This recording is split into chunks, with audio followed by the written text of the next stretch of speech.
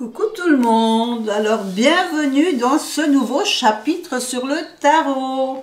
Tout d'abord, je vais quand même vous rappeler que ici, je vais vous donner mes propres interprétations du tarot.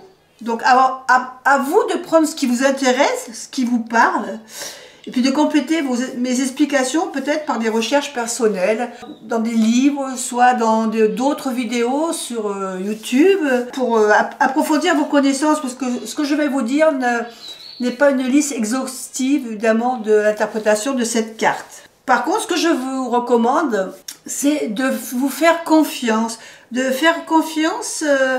à votre intuition, votre ressenti, vis-à-vis de l'imagerie de votre tarot. Hein, vous pouvez compléter quand même vos prédictions par ce que vous ressentez en regardant votre carte. Voilà.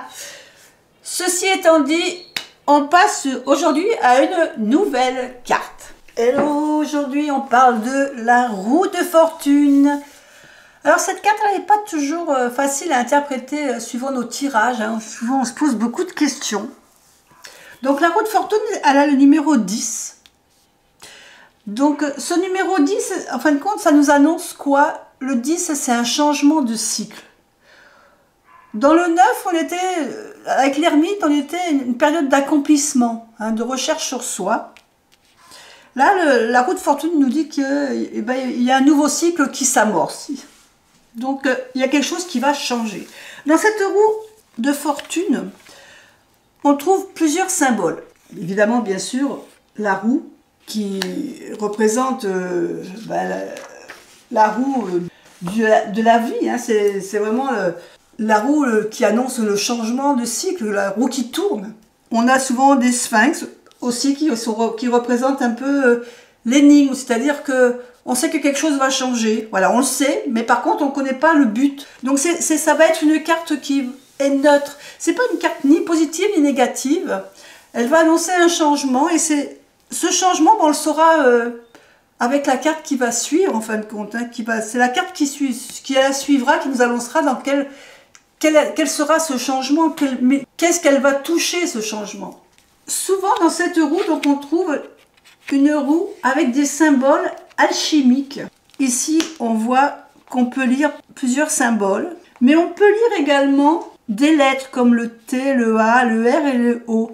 Alors, c'est amusant. Je ne sais pas si vous avez déjà essayé de voir un peu. Moi, la première chose que j'ai vue, j'ai lu tarot. T-A-R-O. Alors, évidemment, ça m'a fait penser tout de suite à ce jeu de cartes. Mais après, si on regarde bien et qu'on commence à lire, par exemple, par le A plutôt, on peut lire en inversant Hathor. Hathor qui renvoie un peu à la déesse égyptienne de l'amour. Ensuite, on peut lire, si on commence par le T, mais dans le sens inverse, on peut lire Torah. Torah, vous savez, je vous en avais parlé quand on avait parlé de la grande prêtresse, qu'elle avait un rouleau sur ses genoux où il y avait marqué Torah. Donc, ça nous parle aussi de loi. Et puis, il y a aussi le mot, si on commence par la lettre R, on peut lire aussi Rota. Rota qui signifie roue. Donc, vous voyez, on peut donner plusieurs sens à cette carte, mais en fin de compte, ça nous parle quoi? De loi, une roue, de choses qui changent de cycle. On est vraiment dans une carte de changement de cycle. En plus, souvent, elle est divisée en 8 rayons, chiffre un peu d'équilibre, de perfection d'équilibre. Et souvent, aux 4 coins, ici, aux 4 coins, on a les tétramorphes. Alors, qu'est-ce que c'est que les tétramorphes? C'est tout simplement des éléments qui représentent les arcanes mineurs. Alors, par exemple, ici, on a l'ange, ici, qui va représenter les émotions, c'est-à-dire l'élément eau.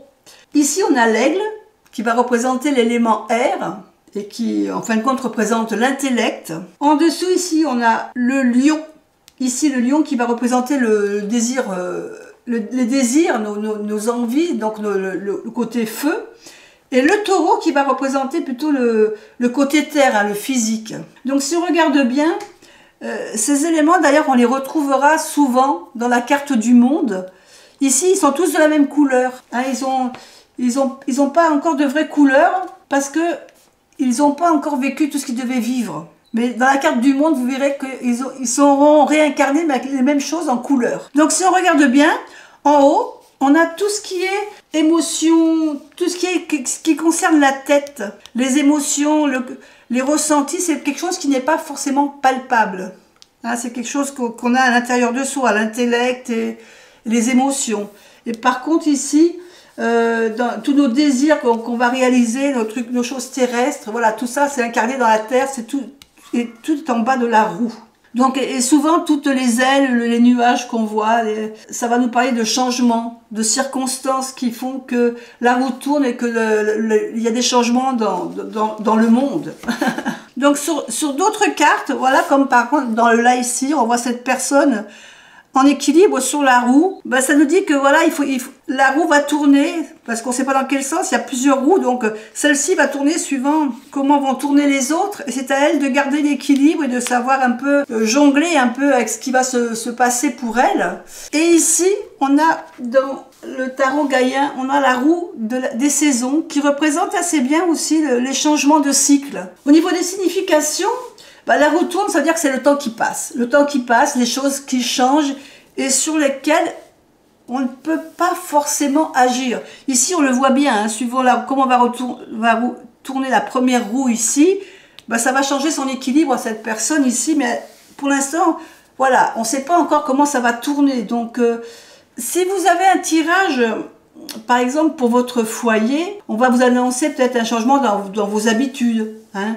Dans vos habitudes de vie de tous les jours, peut-être qu'il y aura un changement, qui vous devrez par exemple, je sais pas, par exemple, vous allez tous les jours amener vos enfants à l'école en voiture, et puis bon, le matin vous vous levez, et la voiture elle ne veut pas démarrer. Bon, bah là, c'est un changement inattendu, vous ne pouviez pas savoir que votre voiture elle allait tomber en panne, il va falloir que vous trouviez une autre solution, il va falloir que vous jonglez avec autre chose pour pouvoir amener vos enfants à l'école. Donc, c'est vraiment, voilà, des changements inattendus. Au niveau peut-être dans la carrière, si on tombe sur cette carte peut-être qu'on vous parle d'une situation qui va s'améliorer. En principe, c'est quand même une carte d'amélioration, la roue de fortune.